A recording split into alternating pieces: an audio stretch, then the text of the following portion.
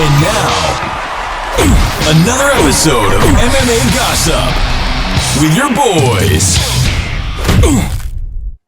Boom.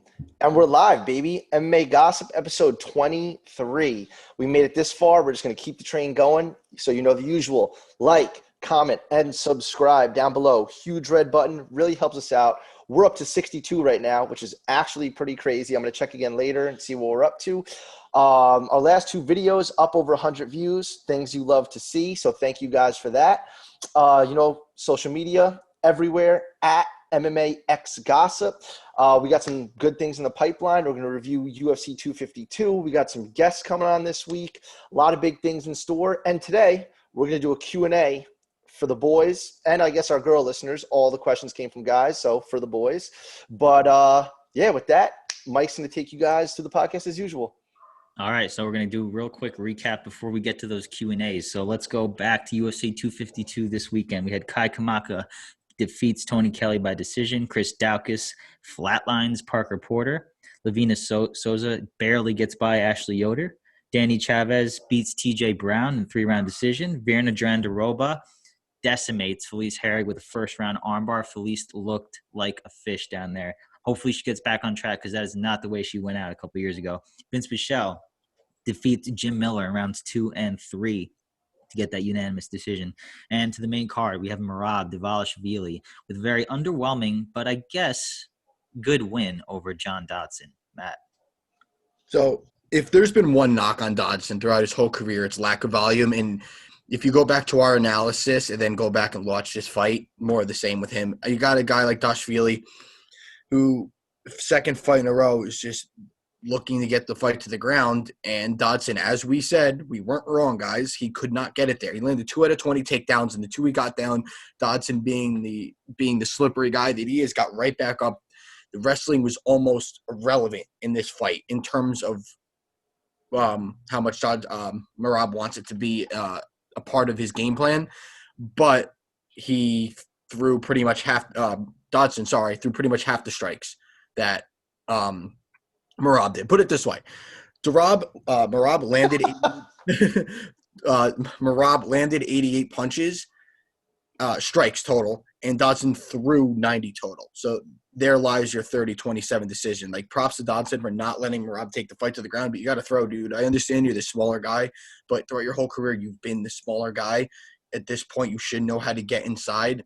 I'm not impressed with Merab at all. I think it's almost any other fighter in that top range that Dodson's in, I think he loses this fight. I'm not impressed with this striking at all. I think he's going to get exposed very soon, probably in his next fight, because he's going to get another jump in competition.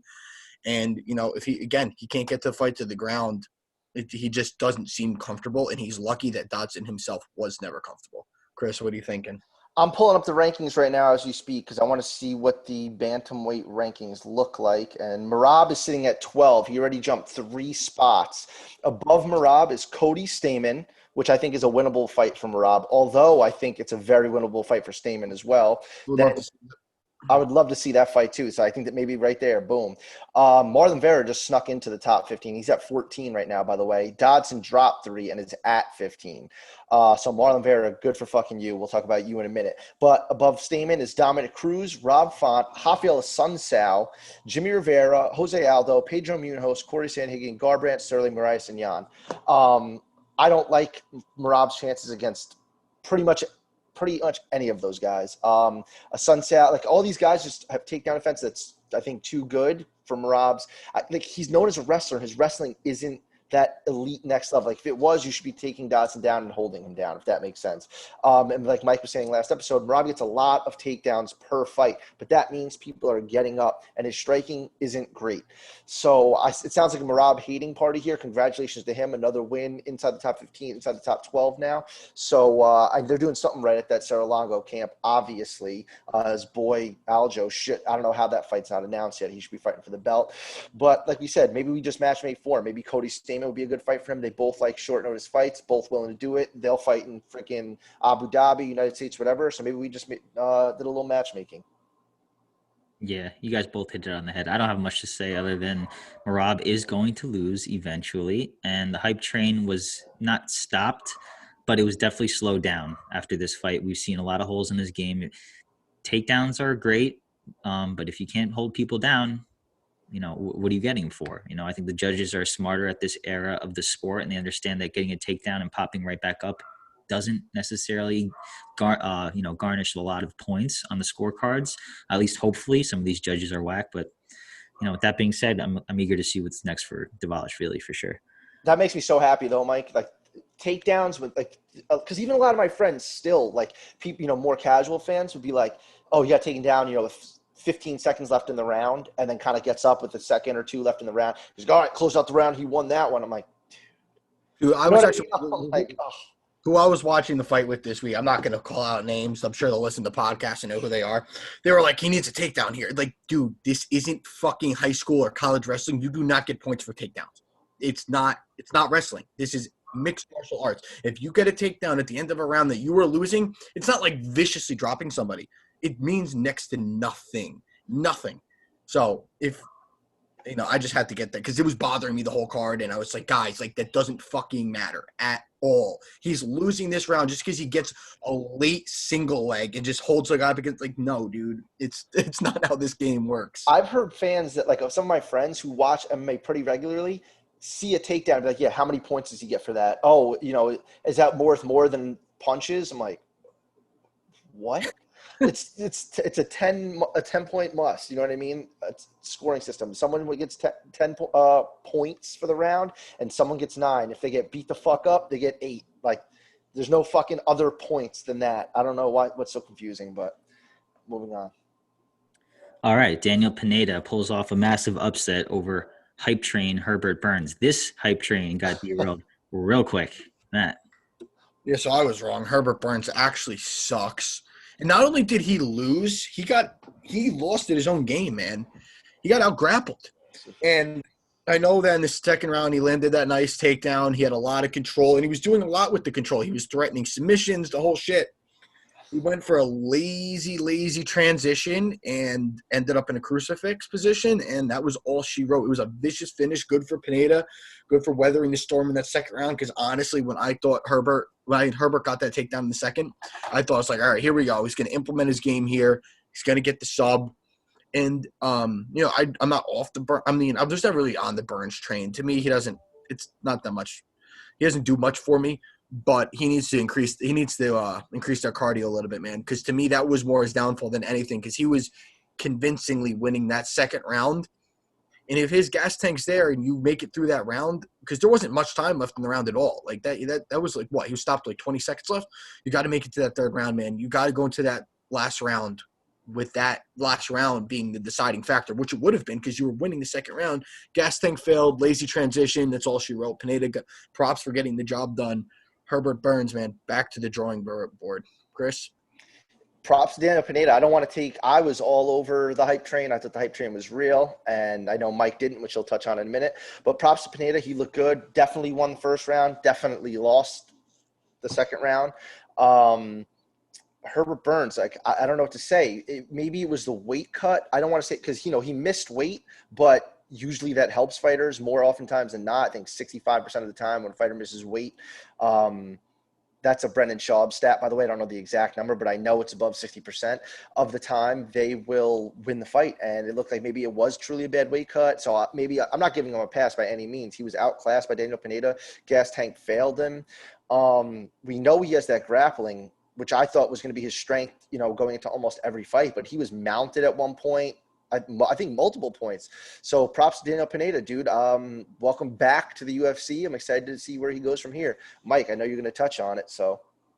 Yeah, so obviously I picked Pineda, and I said that he was going to come out like a bat out of hell in that first round. I thought the first round would be a very telling round in accordance to how the fight would go. And it was. I thought it would end in the first round. I didn't think if it went to second and third, I thought it'd be Herbert's fight. But I could clearly from the get-go, I think that Herbert Burns wasn't his normal self that night. Whether it was the weight cut, maybe it's the fact that he's fought 3 times in 2020 so far. I don't know what it could be. There's a lot of factors that we obviously don't know. But at the end of the day, that was not Herbert Burns. And I know I was saying he's a hype job coming into this fight, but if your best wins are Nate Landwehr and whoever it was, some other low level guy. Like, there's no reason for that hype to be as much as it is. It was definitely in accordance to being a Burns brother. And we saw that a veteran like Daniel Pineda is like came in there as just like, I have nothing to lose. I'm gonna go balls to the walls on this guy, and he beat him so fucking bad, man. To be put in a crucifix position of someone of his, stature and grappling, to be put in a crucifix position and lose like that is like not only like bad, it's just embarrassing to the Burns brothers' names, man. He's got a lot to go back to the drawing board after this fight. So. All right, up next, we had Jairzinho Rozenstruik, right hook to ground and pound, round 2 to JDS. Matt. Man, am I glad that I faded myself on this one. Woo-hoo. You're a bastard. Yeah, so obviously you guys heard last week I picked Dos Santos, and after pretty much losing everything on this fucking card up until this point, I said, you know what, I'm going the other way. Rozenstruik, I'm still not overly impressed with. He seems to be losing every fight he's in up until he's not. Reference to the Overeem fight.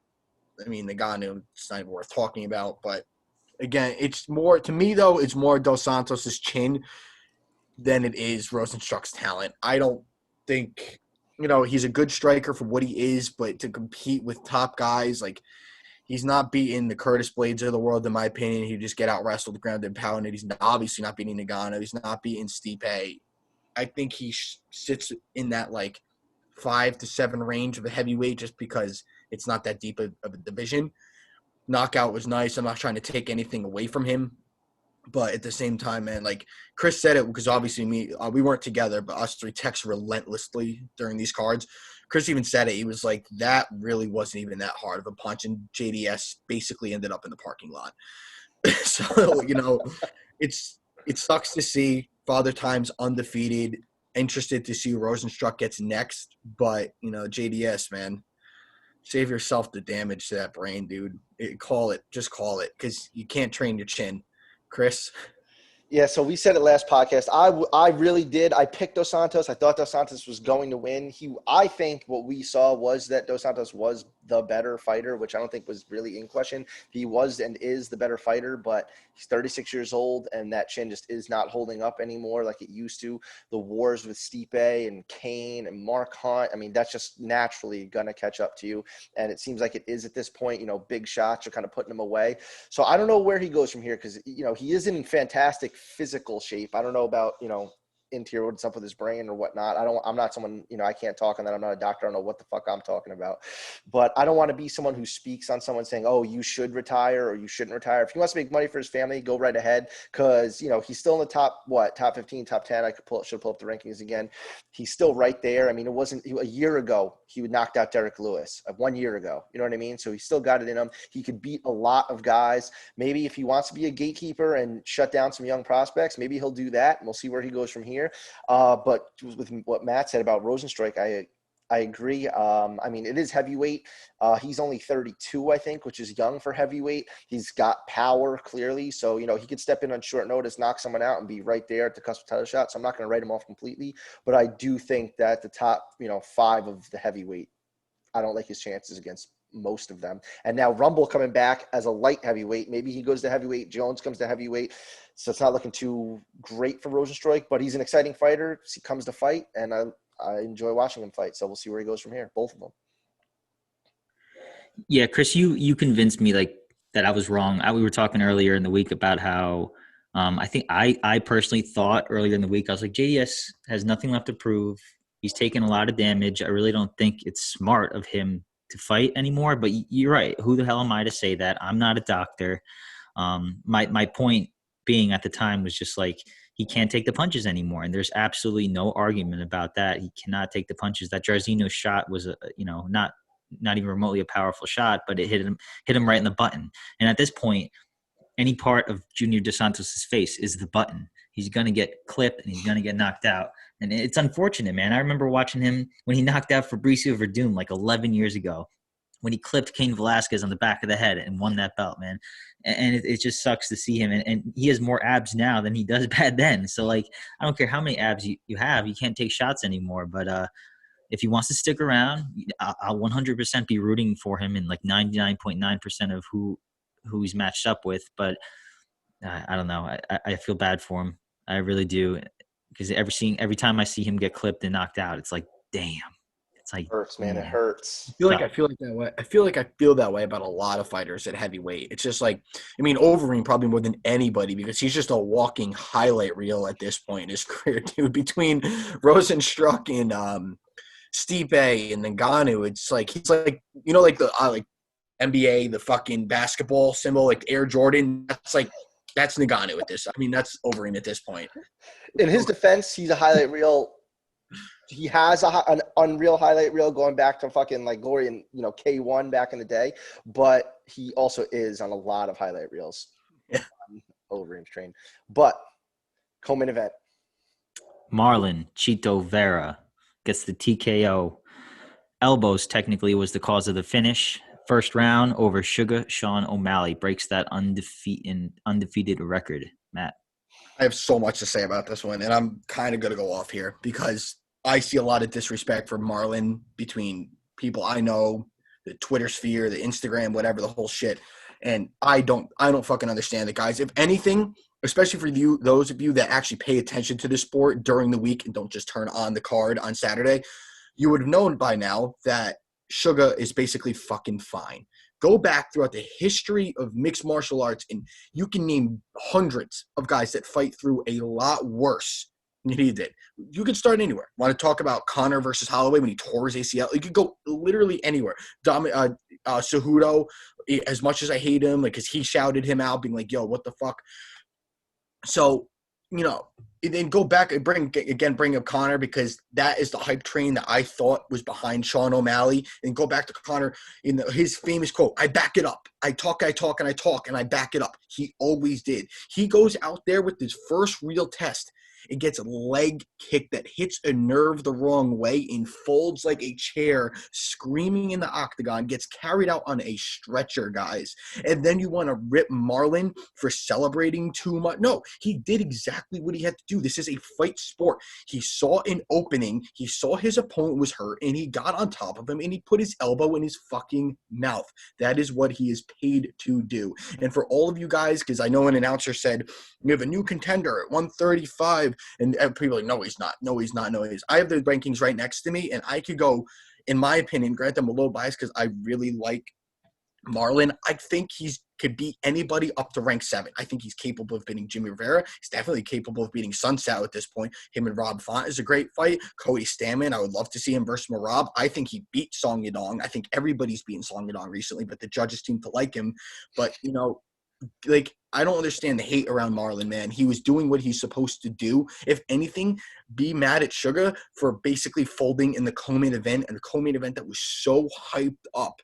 You know, you can't talk all this shit. You're dyeing your hair the colors of Vera's flag, and then get like it. And Mike sent out a video. We posted on our Instagram. It was a leg kick. Marlon hurt him with a leg kick. And he stumbled, and then he tried, because his game revolves a lot around footwork, a lot around fakes and feints. Stumbled because his foot was already hurt, and that was all she wrote. So get off Sugar's dick. Look at the fight for what it is. Marlon got in there, derailed the train, just like all 3 of us said he could do. 2 of us actually picked him to do. That's it. You know, I just saw too much shit this week, and I had to get it all out there, because to me it is so crazy, the bias that happens in this sport sometimes. And I just was like, you know, let Marlon have his moment, man. He's finally ranked. He's been in the UFC for a hot minute. He's had some crazy fights. He's had a lot of wars, a lot of great finishes. He hasn't been knocked out to this point in his UFC career. Off the top of your head, how long has he been in here? He's been in here for a while. Probably 2014-ish, and he's never been finished, not only knocked out. He's never been finished. He's never even been dropped. No, he's a fucking dog. So people are like, oh, he's not a contender. He's a gatekeeper. By what measurement is he just a gatekeeper? What if he fights again after this and beats up, I don't know, like, I'm just gonna say like Rob Font, because he hasn't fought in a minute, and like Cody Stamann has, or like, and that's a top 10. He's ranked 9, or Sun Tzu, who's 8, or Jimmy, like all these guys I mentioned. Is he still a fraud then? Like, just because he derailed your boy doesn't mean anything. You just didn't get the outcome you wanted, guys. And don't blame us or Sugar for you guys laying 3-1 odds. As big of a offender as I am of doing that, can't be mad, guys. That line was incorrect from the get-go. Incorrect. Chris, go ahead. That 3-1 line was crazy. Real quick, promo time. Stick around because we're going to be doing a Q&A as soon as we're done with the review of 252. Follow us on Instagram at MMAX Gossip, where you can see the video that Matt is referencing. And like, comment, and subscribe to our YouTube channel. Thank you very much. Anyway, people are saying Marlon Vera is a new contender, bro. Like you just said, when was his first fight in the fucking UFC? Let me look it up. I said 2014. I'm just throwing it out there. But I'll look it up for you. Yeah. But so what Matt was saying, when you compared him to Conor and stuff, I don't, that's a little, I'm talking 2014. There you go. Thank you. Cejudo had the same injury to a nerve, came back, won the fight. On the losing side, if Chrissy Bellator over here, Michael Chandler had the exact same injury in the cage against Brett Primus, and he lost his belt because of the same thing. So what happened was Michael Chandler got hit in that nerve, and his legs started doing that wobble, like the stanky leg, just like fucking Sean O'Malley did. You know what fucking Michael Chandler did? Bit down his mouth. He started throwing haymaker right hands. He didn't back up into the cage. He started throwing haymakers. Dropped Brent Primus, went in for the kill, stumbled again, got up, threw another haymaker, trying to close the fight out, stumbled again, and the ref stepped in and brought the doctor in. Michael Chandler said he was fine and wanted to continue, and the ringside doctor said he was positive it was broken and Chandler couldn't continue. They called the fight, and Chandler started cursing, and he was pissed. Sean O'Malley, I think, and I don't know if I'm being biased, kind of, babied that injury, got carried out on a fucking stretcher. Big difference. I'm not saying Sean O'Malley completely folded, but my dad, I said this to Mike when he was at my house the other day. My dad always says in not just mixed martial arts, in all sports, people have durability issues. And I think Sean O'Malley has durability issues. Yes, I picked him to win. I stand by it. I thought he was going to win. I'm not saying it was a freak injury because it's happened before. Granted, maybe Vera just hit that button that hits that nerve. You know what I mean? The fight could have played out a lot differently. So I'm not taking that away from O'Malley. Congratulations to Chito. But durability issues, that's the second time O'Malley's been taken out of the cage in a stretcher. And the first time, injuries weren't too bad. This time it appears there's no injury. So durability issues, especially in fighting, are not good, especially this young and especially on a hype train like Sean O'Malley has. I still love Sean O'Malley. I love his personality. I love what he brings. I cannot wait to see his next fight. Absolute props to Chito Vera. It was a kick that did it. You won the fight. It's, like Nate Diaz says, you can't make it to war, you lose the war. So props to Chito. I cannot wait to see what he does. He's 14 now in the rankings. People were saying before the fight they wanted to see the winner of Merab and Dodson fight the winner of Chito and O'Malley. And I think now Merab and Chito set that fucking fight up. I think people were shy to say that because they didn't want to see Merab fight O'Malley. But guess what? Boom. Match made in heaven. Let's get it. I just want to say really quick, too, because I still love Sugar. I think he's great for the promotion. I love watching him fight. Just the whole general consensus around this fight really just got me a little tight. Also, another thing that I think is wild, because O'Malley didn't say anything, people were questioning the stoppage. Come on, guys. Like, even if, God forbid, he was hurt, the referee, obviously, you could have been blind and saw that he was hurt. He noticed it. He saw the elbows that were being landed, and he protected this fighter, who's very young, from any damage that could harm the rest of his career. I had zero problem with the stoppage. Money, bets aside, those were vicious elbows. Vicious. On top of the injury, zero problem with the stoppage, and clearly O'Malley didn't either. So for all you guys are like, stopped early. What was O'Malley going to do? Come on, guys. Come on.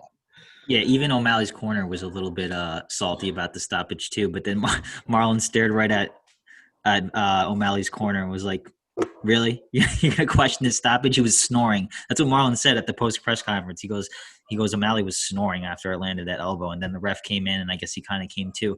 I don't know if that's true. That's just Marlon's perspective, but no one was closer to O'Malley's face than Marlon, and I don't think Marlon's a kind of guy that's just gonna talk shit and like lie, So like if Marlon hurt his ass, the fucking fight was over. There's no question.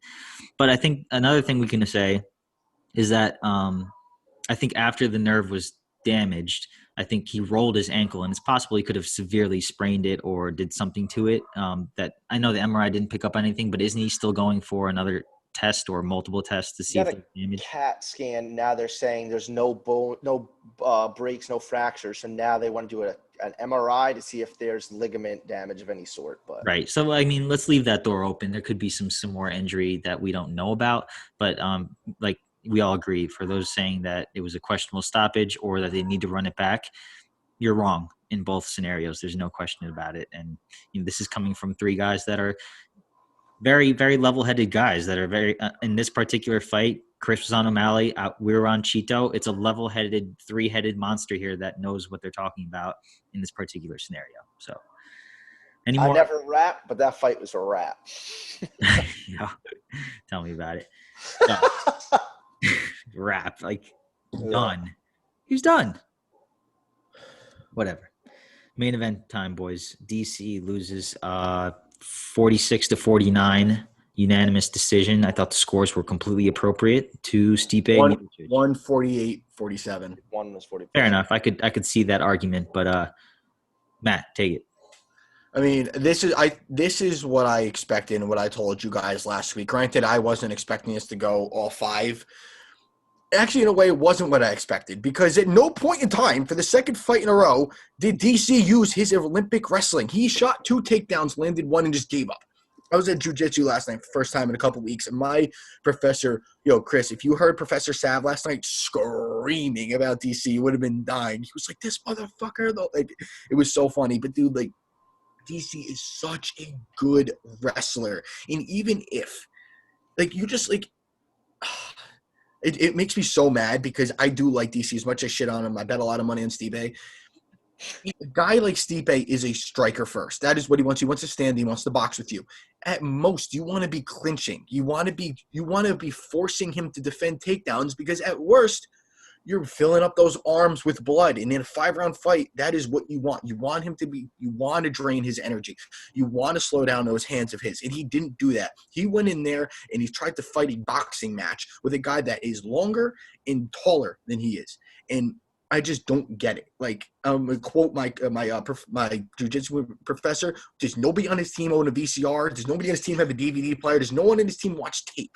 Like, what is everybody doing? What was his game plan? Because if his game plan was to go in there and knock him out like he did in that first fight, now looking back on it, it's kind of like, I'm not going to call it fluke by any means, because he's DC, but, like, that can't be your game plan. It just can't. You got to go in there, and you are the better wrestler. You're probably the best wrestler on the roster, except maybe like Khabib.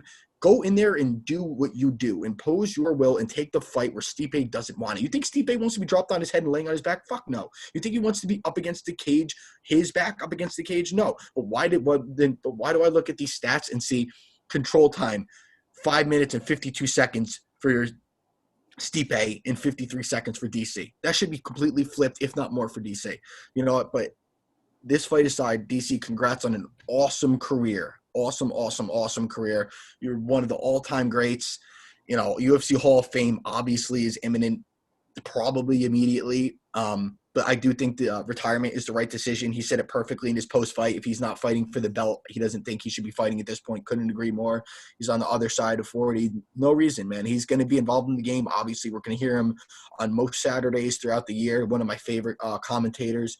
So props to DC. Congratulations on a great career.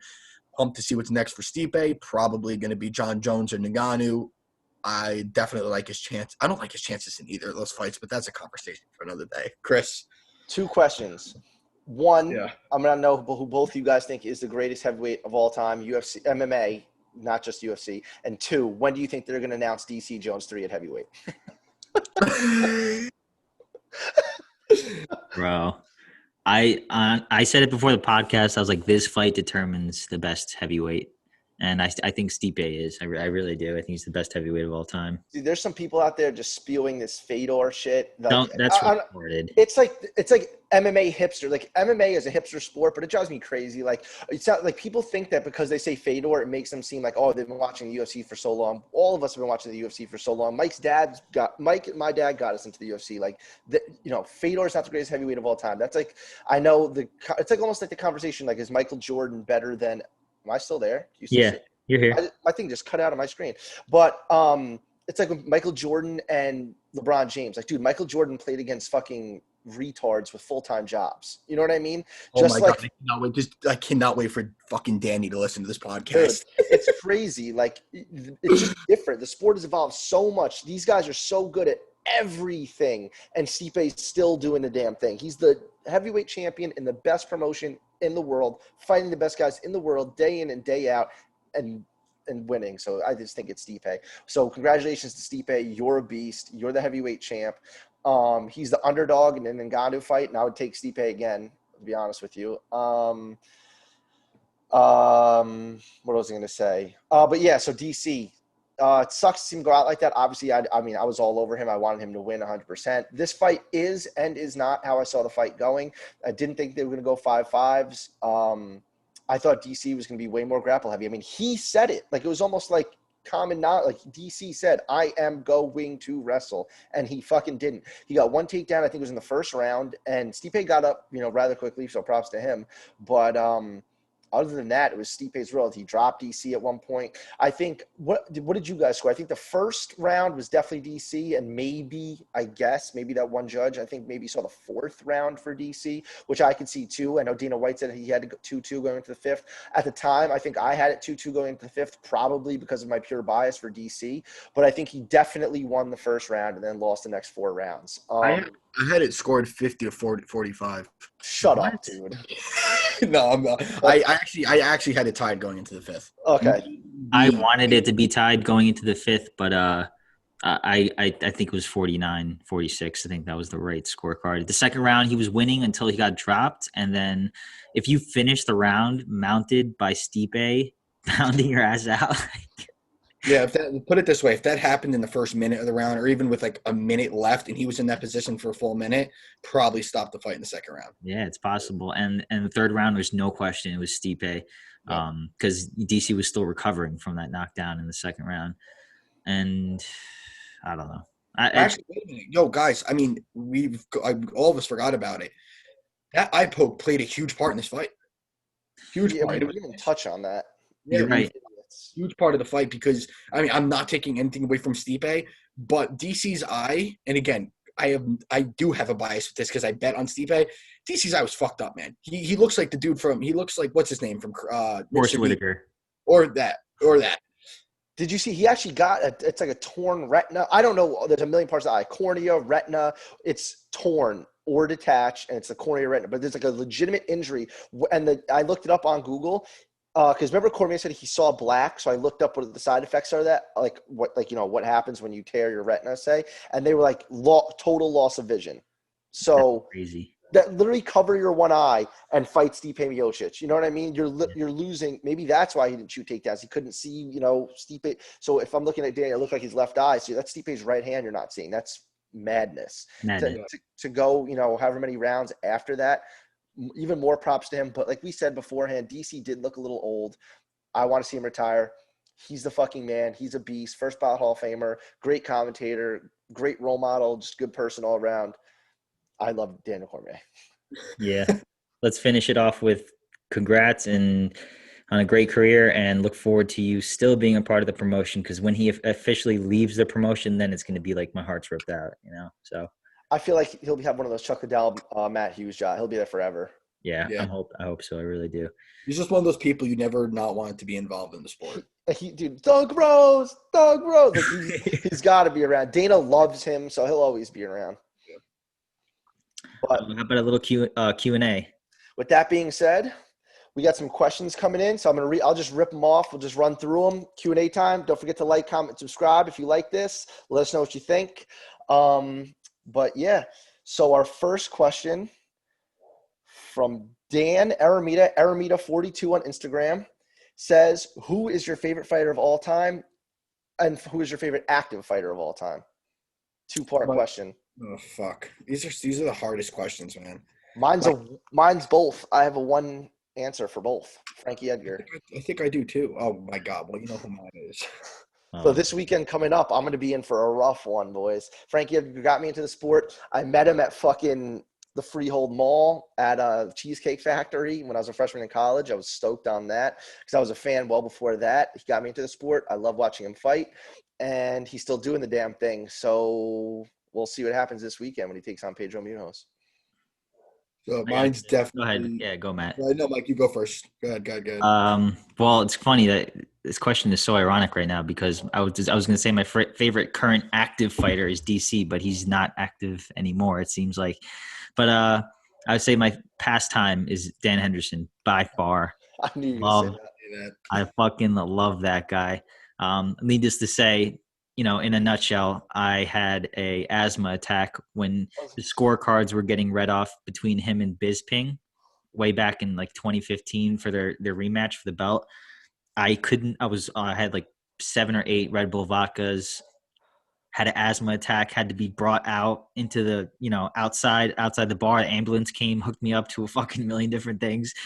And then my buddy Reed comes up as soon as I'm like stable. Reed goes, "Do you really want to know who won the fight?" And I was just like, God damn it. Mike was probably like, "Take me off life support. I've had it." I drank all those Red Bull vodkas. The only thing I didn't have was a panic attack, but I was right there. The decision gets read. I look over my shoulder. I'm alone at the bar. I'm like, what the fuck happened? But Matt, who you got? I mean, I guess I think he's still fucking active. I'm not buying this whole retirement. Mine's Connor.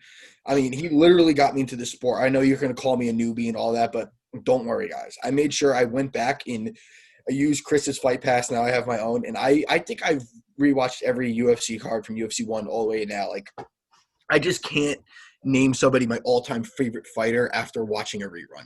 That doesn't do it for me. So my first card was it 194, Chris? 189. 189, because the 194 was Aldo.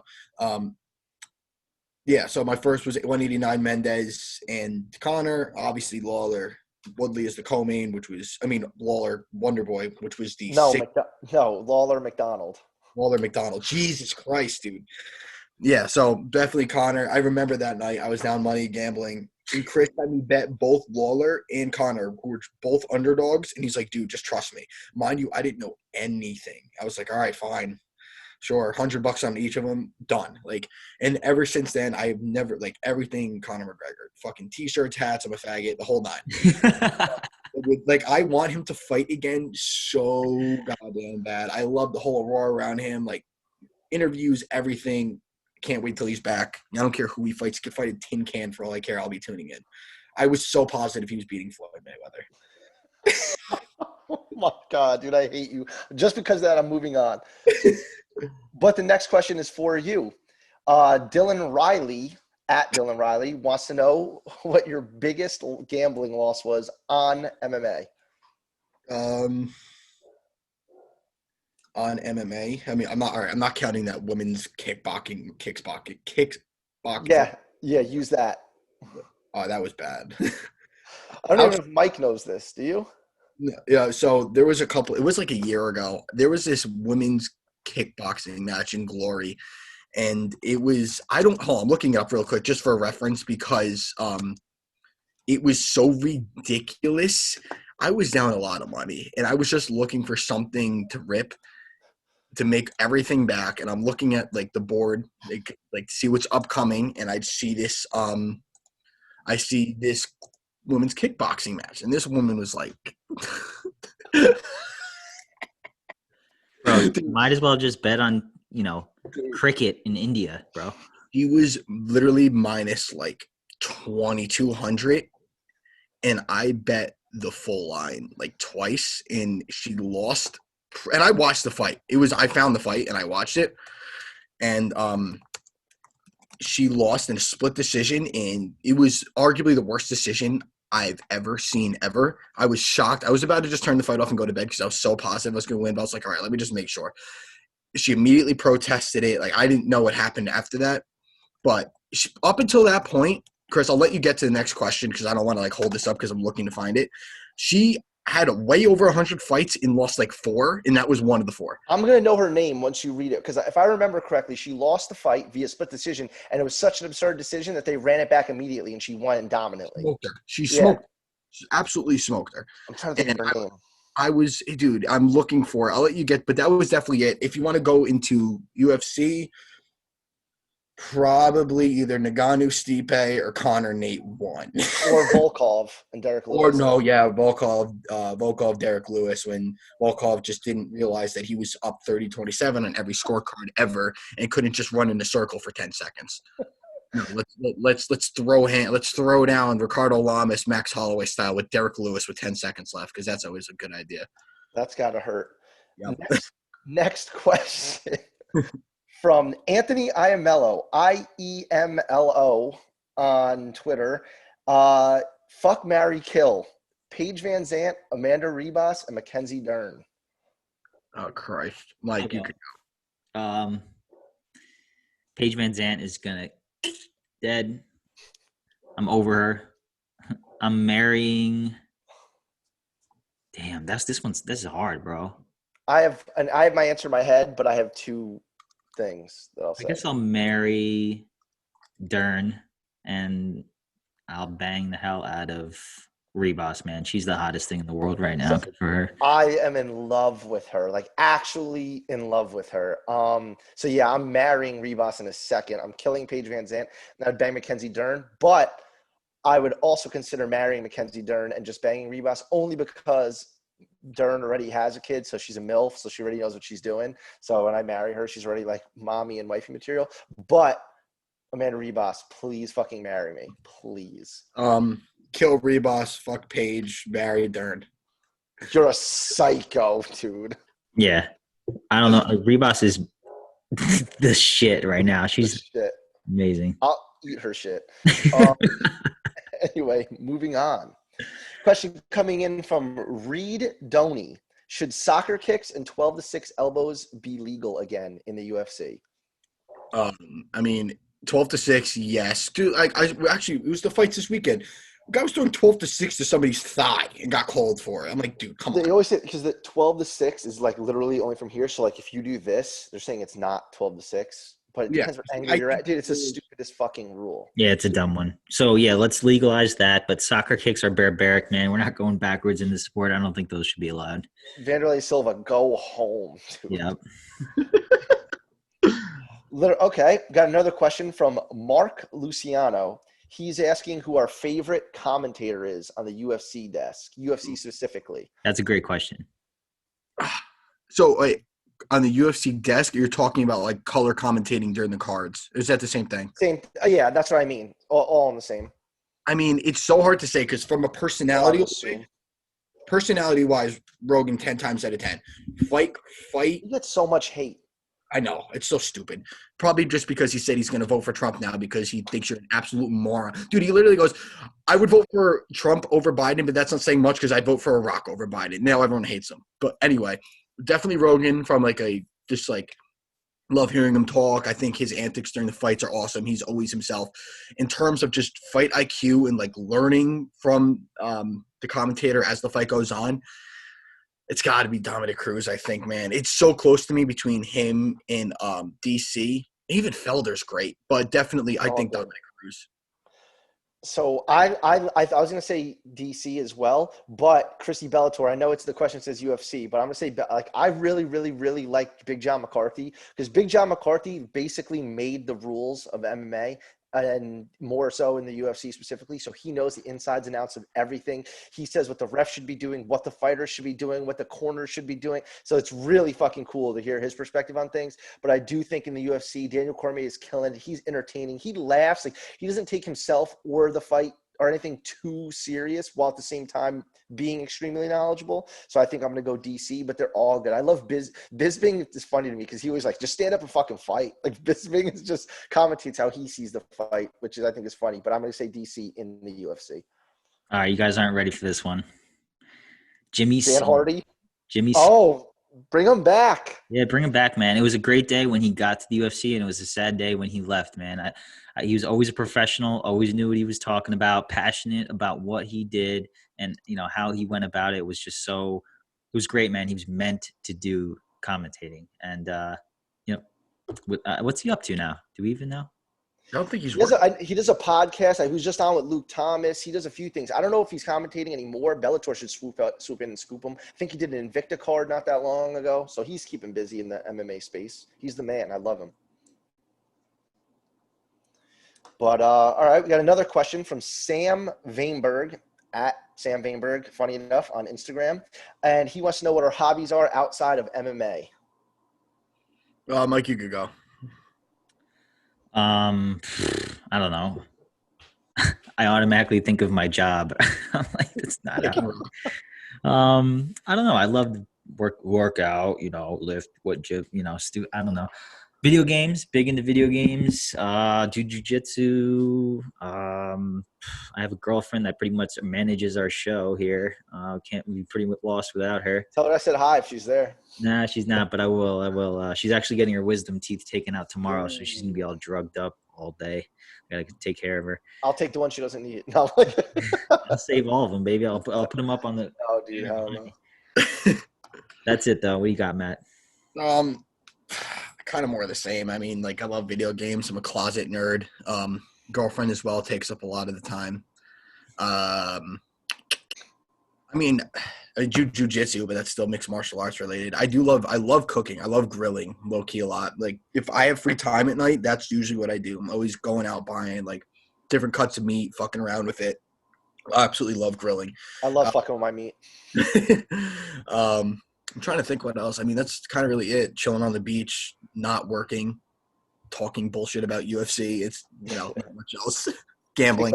Yeah, same here. I mean, fishing, surfing, anything water related, I'm doing that. Fishing, surfing, swimming, something along those lines. I really don't watch any other sports except mixed martial arts. Jiu-jitsu with Matt, but that's MMA related. Working out, like Mike said, just hanging out with my dog fucking 99% of the time. That's all I'm doing. Got to throw a tennis ball with him outside just so I can tire him out. So it doesn't bother me during the podcast. He does sometimes. But yeah, the usual. Video games. I love video games, but pretty much what any other loser 27-year-old does. Next question, funny enough, is about video games. What is your favorite video game of all time, and what do you play relentlessly? This comes in from Mickey Sanders. Sorry, Mickey. My favorite solo, like first person, like story mode game would probably be BioShock. I don't know if anybody's even heard. Wow, hell yeah, dude, hell yeah! I beat all of my favorite game ever. 1, 2, and 3. They were all phenomenal. And I guess multiplayer platform game would OG status, Call of Duty. I still rip Modern Warfare all the time. Warzone specifically, dropping hot. I'd probably play a little bit later tonight, Matt, if you're hopping on. I play every day, dude. But yeah, so right now, definitely, as much as like, cause I'm such a closet nerd with video games, I literally play like single player games just for the story mode. But literally, I can't stop playing Warzone, and I get so mad at the game too, dude. I want to launch my controller through the TV half the time. It gets me so mad, but I can't stop playing that, and it's preventing me from getting into all the other games I want to play. All time, without a shadow of a doubt, Fallout 3 and Fallout 4 I liked a lot. 3 was, I'm not gonna say it's definitely better, but I like them both. I'll still pop them in once in a while and just fuck around on there. And then if you want to go one step further, probably all-time favorite multiplayer platform. First 2 Call of Duties were great. Modern Warfare 4 and Modern Warfare 2. But, of course, Gears of War 1. Chris. Yeah, That's a great answer. That is a great answer. That got me fucking pumped up because all time, I would say, you guys both know me, even you know Matt, because you see me with my addiction to Nintendo 64. Literally love Nintendo 64. All the Mario games, Kart, Smash, tennis, everything. Literally the one game though that like everyone's good at Mario Kart from my friends, pretty competitive. Me and Mark usually come out on top though. Smash, Mark is better than me. Mario Tennis, nobody can beat me for whatever reason. I'm Mario, so I don't know if that's cheating, but I am just too good at that game. No one can beat me. And you got to go obviously 6 games in a set, and no one's taking me there. Then I moved on to PS2 when I was a kid, and the Sly Coopers and the Ratchet and Clanks, those type of games got me horny. And then Xbox and Xbox 360, then that came Gears of War and Left 4 Dead, and those games got me horny. So I'd probably say Left 4 Dead multiplayer. Me and my buddy Mark would just go off playing. Yo, remember that one time we were playing together years ago? That was Left 4 Dead, dude. I still haven't got over that. Don't talk about it. We were playing every level. You had to beat it on expert, and me, Mark, and Matt played all day on expert. And at like 7 o'clock at night, Matt's like, "Yo, I'll be right back." leaves me and Mark to fend for ourselves. So we're fighting, all the zombies by ourselves. Matt comes back 5 minutes later. He's like, yeah, I got to go. And just turns off his Xbox, leaves us hanging like 90% of the way there. Mark was like, dude, I'm literally going to fight Matt over Left 4 Dead. But big video game guys, if you couldn't tell. And now I've just been playing Fortnite. I'm such a fucking loser. Me and every other 11-year-old in the world still doing the damn thing. Hashtag my brother, 11 years old and plays every day. My point exactly. I'd probably play against him. Tell him they'll 1v1 me. He's a savage, dude. Watching him play is stupid, bro. The way he builds, it's just I know. crazy. He's a beast. Next up, we have from Tom LaCalamito, we have, what is the inspiration behind your logo? Okay. Go ahead, Mike. Tell him. I mean, obviously our text message thread that dates back for, I don't know, when did we start texting each other, guys? Like 2014, 2015? Well, I used to text you about it, and then once I got mad into it, I just was like, I'm texting both of you about it, so I might as well just start a fucking group chat. Yeah, so let's say 2015, and we've always named it MMA Gossip because all we did was just gossip about what we're talking about on the show. Who fights who, what's the next matchup, who's going to win, betting lines, all that shit. Everything that we talked about in the group chat, we've, brought into this show. And so when you think of the monkeys behind me, you see speak no evil, see no evil, and hear no evil. And what else is there about gossiping? It's like, ooh, who talked about this? Oh, I shouldn't be hearing that. And I can't see it. It's just, it goes hand in hand with the word gossip. Mixed martial arts, you got the brown belt swinging, underneath them. You got the boxing gloves, you got the wraps around their hands. And if you can see real close there, you can see mouth guards right in their mouths. And we just sent it to a professional to make our vision into reality. And this is what we got. It's fucking beautiful. Our logo is fucking dope. Yeah. I know I'm tooting my own horn, but everyone tells, like, people just say it. They saw our shirts and they just say it. Like, they just love it. So we got to get more shirts made. But yeah, that's the story, boys. Not a crazy story, but it's our story. Next up from Stephen Moore, we have, what was your biggest MMA heartbreak? So mine is, I'm not going to say Conor Khabib because as much as I wanted Conor to win, I expected that. It's either Nate Conor won or basically anytime Cody Garbrandt got in the octagon over that 3-fight losing streak. Definitely the first one because I really thought he was going to win that. And then he dropped TJ. I was like, all right, he's got this. TJ's wobbly going into the second round. He's going to come out finishing him, and then he's dead. Probably the one that broke my heart the most though, because I did not obviously I wanted Cody, thought he was going to win. Same thing as Pedro Munoz. I was positive he was going to win. Granted, it's not that big of a fight, but the one that broke my heart the most, and it's so random because it wasn't even that big of a fight. Like it was a main event, but wasn't like for a title or anything.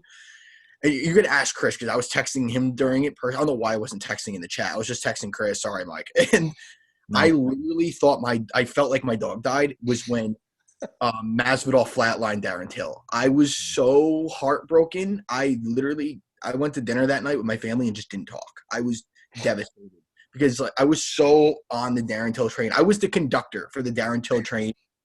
And then he obviously lost the belt. I mean, didn't lose the belt, lost the fight for the belt. And then I'm like, all right, he's going to get right back on track. He's so much bigger than Masvidal. He's going to smoke him. Drops him in the first round within seconds. I was fucking screaming. And then he literally died. And I was like, Yeah. I watched the fight because it was in the afternoon. Remember, it was like early, because it was in London, so the fight was on, like 5 in the afternoon. And then I went on a date after the fact, and it's a first date, so I'm like trying to pay attention. I'm literally like this because Matt is just blowing up my fucking phone about Darren Till losing. So that I will not forget. I remember that vividly. I think for me personally, it was UFC 150 when, again, my favorite fighter, Frankie Edgar, lost to Benson Henderson for the second time in a row for the lightweight belt. Now he's a bantamweight, which is crazy. But he lost a split decision after losing a unanimous decision. They ran it back for the belt, and it broke my heart. Split decision for the belt. It was so tough. I remember he spiked his hat. He was so pissed, and it's devastating. It's still to this day. If I see it on TV, I'll fucking skip right over that shit because I cannot fucking watch it. Mine would be Forrest Griffin losing to Rashad Evans at UFC 92, The Ultimate, because that was I think maybe 2008 when that happened, and I started watching mixed martial arts maybe a few months. 100 was 2009. So I remember watching Forrest beat Rampage to get the belt, and I was just like, what? It's my favorite fighter of all time. He's the man. And then he goes in there and Rashad and just gets like mollywopped and just demolished. And I was just like, great. And then he comes back after that and just gets flatlined by Anderson Silva. I was like, Jesus Christ. But I at thought you the were going to time, say Endo just because of the circumstances. yeah, no, that's a good. I mean, there's a few. I guess that's definitely one. But I remember my first ever heartbreak ever was definitely Forrest Griffin losing to Rashad. I feel you. Oh, and Matt, you said yours. Next question we have is who is the best pound for? It says what is the best pound for pound striker and grappler in MMA of all time? So one fighter each for each category. Yeah, That's a good one. I got to think about that one. All right. I mean, Oh, I could think. I got one. go ahead. Well, I mean, best striker ever has to be Anderson Silva, right? Yeah, I mean, I'm not saying Izzy yet. No, not yet. Could get there, but I definitely. mean, like I was saying before, but when we were talking before the Q&A, like with Cormier and Fedor, just things change. Like now, like you could say Izzy, and you wouldn't be incorrect in saying that because shit changes, bro. It's like a new era of striking. What they're doing there at fucking City Kickboxing is insane with these feints and just they turn a rugby player in Volkanovski into one of like the best strikers around, outpointing fucking Max Holloway. So the shit they're doing really is actually next level. So you wouldn't be wrong in saying that. But I think best striker, Anderson Silva. Best grappler, I'm saying as much as I fucking hate him, I'm saying Khabib. maybe Khabib as grappler. Maybe MMA wrestling. Maybe GSP. Yeah.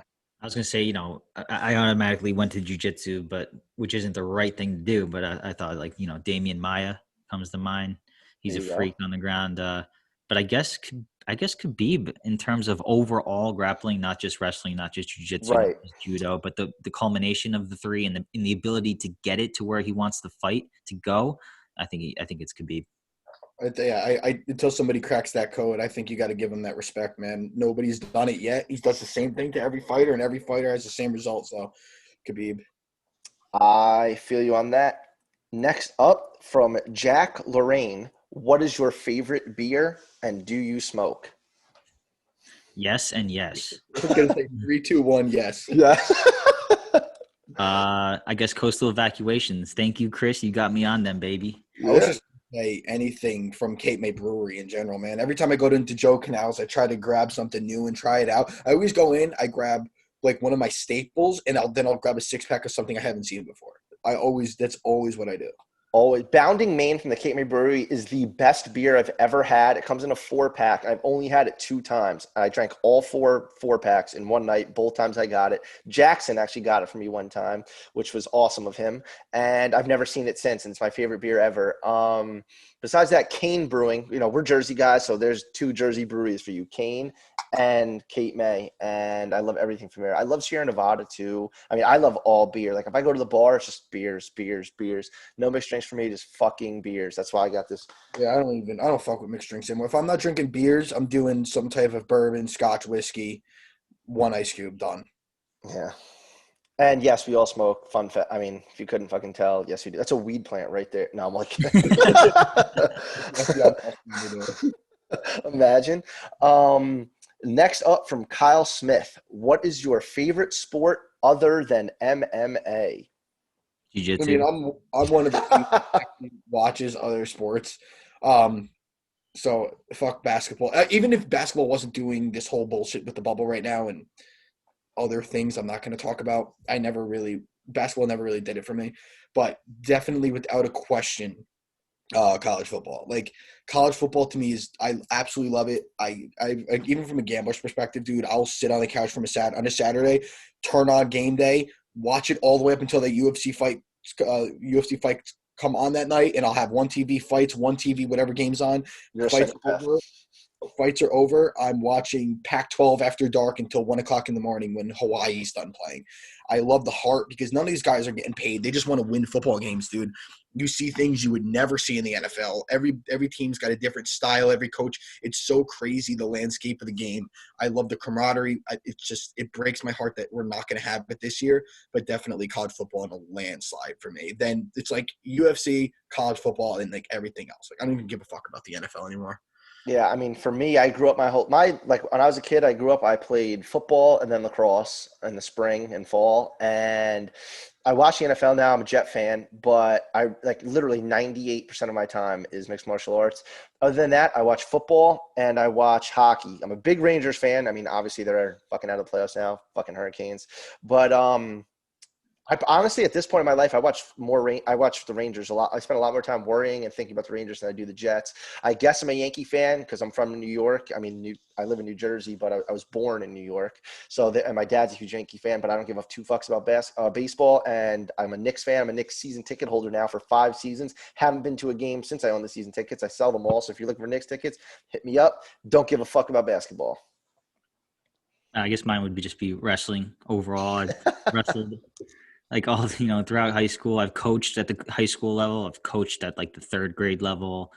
It's just the best. It's the reason why I got into mixed martial arts. So that's it. I mean, I like basketball. I'm a Knicks fan as well, but the season shot. Let's be honest. Like, who's watching this bubble shit right now? I mean, it's August. The season would be over by now. I know what they're trying to do, but I don't know. I kind of, at this point, it should have just been ixnayed at the get-go. But whatever. That's my. I think the same thing with everything, man. Like, as much as I love the Yankees, like I cannot turn on a baseball game to save my life. If the Yankees are on, I can watch it. But like, it's still just this whole no fans thing. Even from the UFC, dude, I just hate it. I hate it so much. I mean, the UFC's not doing it. All these other promotions, Jesus, you see where my head's at? All these other professional leagues are pumping sound, and then the camera pans to the arena. You hear this noise, and they have like tarps over the seats. As much as we love UFC, we like and respect all sports and the camaraderie around it, and just like the whole fans. It breaks all of our hearts. We hate it. I mean, I know I personally hate it so much, dude. It bothers me. It really does. Like, I'm watching a game and the Yankees are winning like 10-0. They could pan the camera out and I'm just like, it's not the same. Just not the same.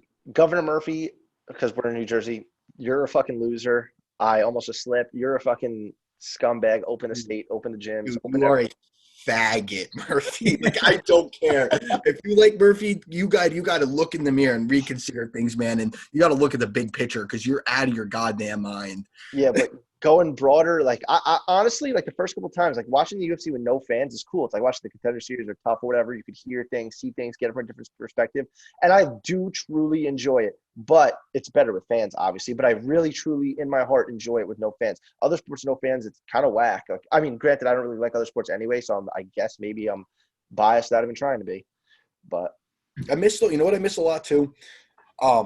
I miss when guys would have a big fight and it's in their hometown. I like when Darren Till fought in who did he fight? Liverpool.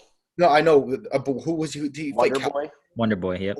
Like, dude, when Cowboys he got a pick after that, he was so enthusiastic, like scream. I love that. There's just a certain level of intensity that's missing right now, and it's just like.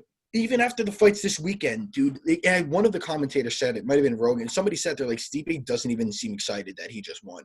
There's just a certain level, I'm not going to stop watching it, but there's just a certain level of enthusiasm that is missing right now. The fighters coming out of the octagon, coming out of the locker room tunnel to just music and not hitting everybody's hands. Like, it's just, I miss it, man. And you can see it. You guys should see it right here on my wall. I'm bad because it's in reverse. That's Conor McGregor knocking out Eddie Alvarez from like an aerial view of the octagon. Me and Mike were there live, UFC 205, and like that was the most insane sporting event I've ever been to, hands down. Obviously, it had the McGregor effect. We're in New York City. Every fucking person in the arena is rooting for Conor McGregor. It was literally like 99.9% to 0.01% for Eddie Alvarez. And the Olays going on all night. I went to every event that fight week. I went to the weigh-ins. I went to the fucking press conference. I went to the open workouts. I took the whole week off work. People were fist fighting in the street for that, throwing bottles, just going insane. Like, all for the love of the sport, basically, just going nuts, and the love of booze. But it was insane. It was just like, it's unmatched. That is just unmatched. There's probably like 3 surreal moments in my life. It was like, Twin Towers getting hit. Fucking what? Listen to what I'm gonna say. There's 3 surreal moments in our lives. One of them is definitely that night when he knocked out Alvarez. the feeling of being in that crowd next to you, of all people, you were Yeah. fucking. Also, we were hammered, but Hammered. I was just going to say that. but yeah, that was an absolute. I'll never forget that moment where Eddie Alvarez just boop, pop, pop, pop, pop, done. Dude, that was Me and Chris, me and you went to everything that week. I should have just sucked it up and paid for the ticket because we literally went, $750 per ticket. $750. dude. I remember the day that we went to open workouts, and here we go. Here's all of our viewers out the window. The day before open workouts, me and you got up at like 6 o'clock in the morning. Went to Madison Square Garden for. I don't know if you remember. It was the day after Trump upset Hillary, and so me and my buddy my friend Marco that came, we were up until like the wee hours, like watching everything. And then I held spot in line for you. Yeah. And we got up and met up with you for the open workouts and the whole 2-day experience. And then remember you randomly got an extra ticket for the press conference. Press conference. I was like, I had so much shit to do that night. I was like, fuck it. I drove. I didn't even take a train to see caucus. I drove as fast as I could there. Got on the next train to MSG. I was like, dude, and seeing Connor like get on, and that was the whole Jeremy Stevens thing too. No. Yep. Who the fuck is that dude? I